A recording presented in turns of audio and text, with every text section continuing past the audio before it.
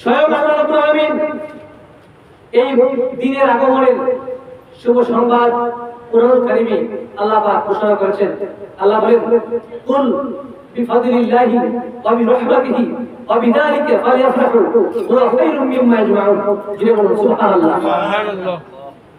আমরা কোরআনুল কারীমে এই রবিউল আউয়াল মাসে খুশি উদযাপন করার আমরা কোরআনুল কারীম থেকে বেরাই।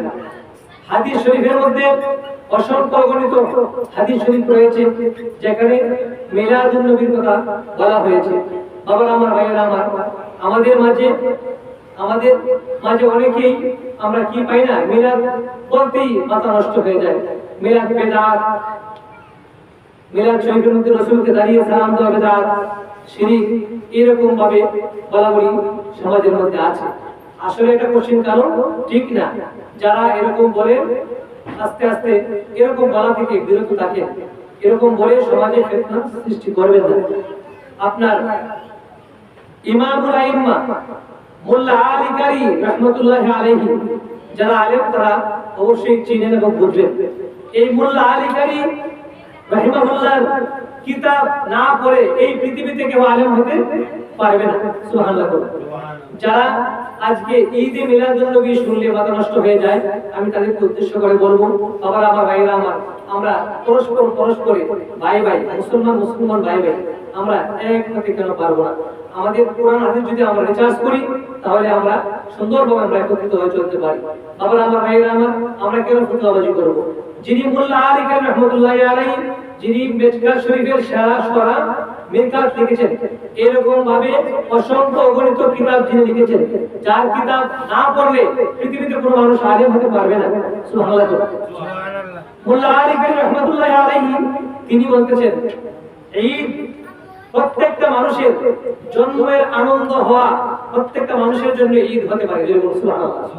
শুধু আমার নবীর জন্মে আমরা ঈদ করলে আনন্দ হলে খুশি হলে দোষ হয়ে যাবে কেন? মোল্লা আলী তো বলতেছেন, আলী কারি রাহমাতুল্লাহি আলাইহি তো বলতেছেন যে সমস্ত মানুষেরই জন্মটাই হলো ঈদ। সমস্ত মানুষের জন্মটা কি? ঈদ। আবার আমার ভাইরা আমার, এরকম ভাবে ঈদ মিলাদুন নবীর রিওয়ায়াত করেছেন, বর্ণনা করেছেন স্বয়ং আবু বকর সিদ্দিক রাদিয়াল্লাহু তাআলা আনহু।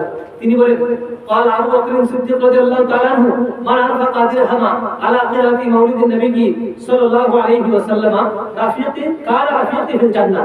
জোরে বলুন সুবহানাল্লাহ। সুবহানাল্লাহ।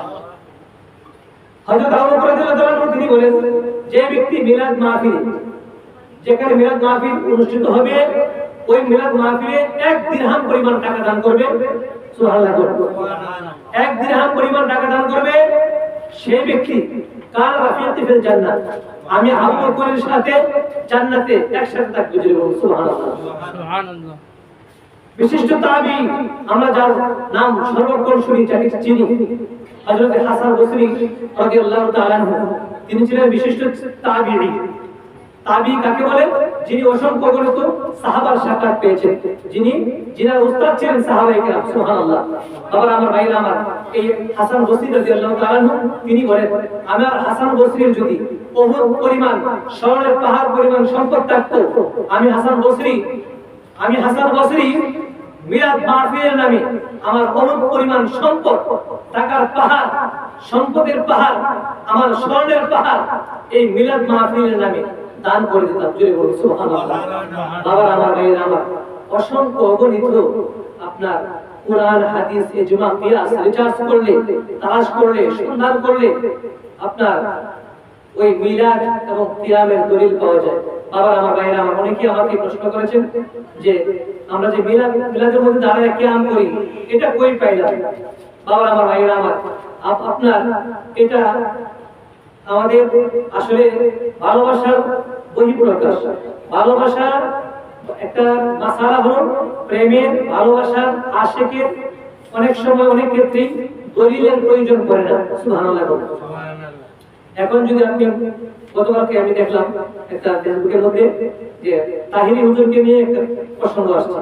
তাহিরিকে প্রশ্ন করা হলো যে আপনারা কেন ঈদ মিলাদুন নবী পালন করেন, দলিল কোথায়? তো তাহিরি দলিল অসংখ্য গণিত, যেমন আমি দলিল বললাম, এরকম ভাবে দলিল বলতে গেলে অনেক সময় নষ্ট হয়ে যাবে।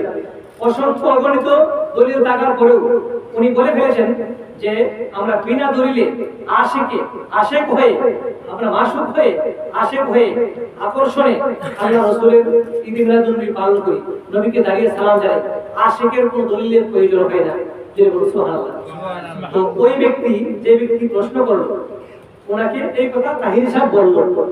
আর গতকালকে ফেসবুকে দেখলাম, ইউটিউবে দেখলাম একজন যারা মিলাদ বিরোধী এক ব্যক্তি এটাকে নিয়ে তিরস্কার করতেছে। কি বলতেছে যে এটা একটা মাসালা উনি বলল তাহির সাহেব, আর উনি এটাকে তিরস্কার করে বলতেছে যে আশিকের যদি দলিল না থাকে আমি তাহির বউকে ভালোবাসি, তো এটা দলিল দরকার নেই।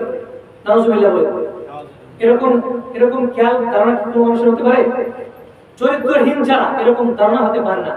আর একজনের বউকে আমি আশিক হয়ে যাবো তার প্রতি, এটা দলিল লাগবে না, কাবিন লাগবে না, আমি যদি এরকম হয় এটা নিয়ে এইটার দলিল দেওয়া যেতে পারে না।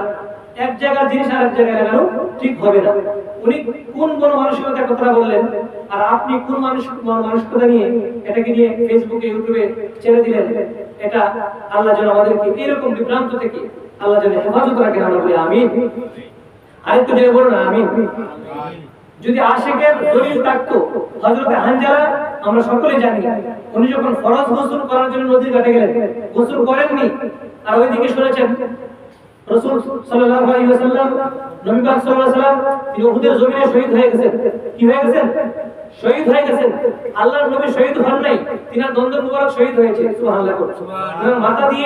মাথার বরফ দিয়ে আপনার লোহার তীর ঢুকেছে, কিন্তু উনি শহীদ হন নাই।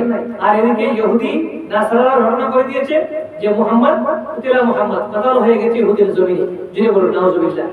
আর হানজালা রাদিয়াল্লাহু তাআলা তিনি নতুন বিয়ে করেছেন, সবেমাত্র বাসরঘর করেছেন। তিনি হানজালা রাদিয়াল্লাহু তাআলা গোসল করার জন্য নদীর ঘাটে গেলেন, আপনার গামছা লুঙ্গি সাবান নিয়ে গোসল করতে গেলেন। আর যখন তিনি শুনলেন নবী মুহাম্মদ রাসূলুল্লাহ সাল্লাল্লাহু আলাইহি ওয়াসাল্লাম উহুদের জমিনে শহীদ হয়ে গেছেন, উনি ওই সাবান তলিয়া লুঙ্গি গোসলের সরঞ্জামাদি ফেলে রেখে বিবিকে গিয়ে বললেন, বিবি তরবারিটা দাও। জয় বলুন সুবহানাল্লাহ। তিনি গোসল করেননি, গিয়ে বললেন তরবারিটা দাও। বিবি বলে, হানজালা আমার স্বামী, আপনি তো অপবিত্র, আপনি তো নাপাক, আপনি তরবারি দিয়ে কি করবেন?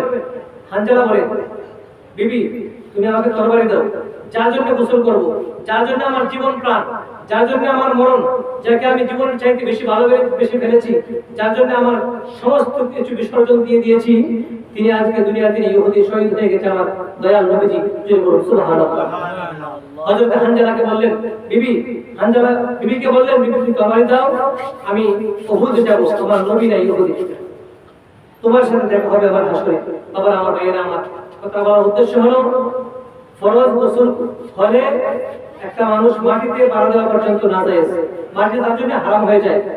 আর হানজালা রাদিয়াল্লাহু তাআলা তিনি কেমন আশিক ছিলেন, কেমন প্রেমিক ছিলেন, তার ওই আশিকের কারণে, ভালোবাসার কারণে এখানে শরীয়তের মাসালা রহিত হয়ে গিয়েছে। সুবহানাল্লাহ। শরীয়তে যেটা মাসালা সেটা আর থাকলো না। হানজালা রাদিয়াল্লাহু তাআলা উহুদের জমিনে শহীদ হয়ে গেছে। আমরা আল্লাহ বলেন, ফেরেশতারা উহুদের জমিনে হানজালা শহীদ হয়েছে, তোমরা কি করো? হানজালাকে জান্নাতের হাউজে কাউসার আর জমজমের পানি দিয়ে হযরত হানজালাকে গোসল দিয়ে দাও। সুবহানাল্লাহ। কেননা হানজালা আমার রাসূলের প্রেমে শহীদ হয়ে গিয়েছে। জোরে বলুন সুবহানাল্লাহ। আমার ভালোবাসার কোনো দলিল লাগে না, ভালোবাসার প্রেমের মহব্বতের আশিকের কোনো দলিল প্রয়োজন হয় না।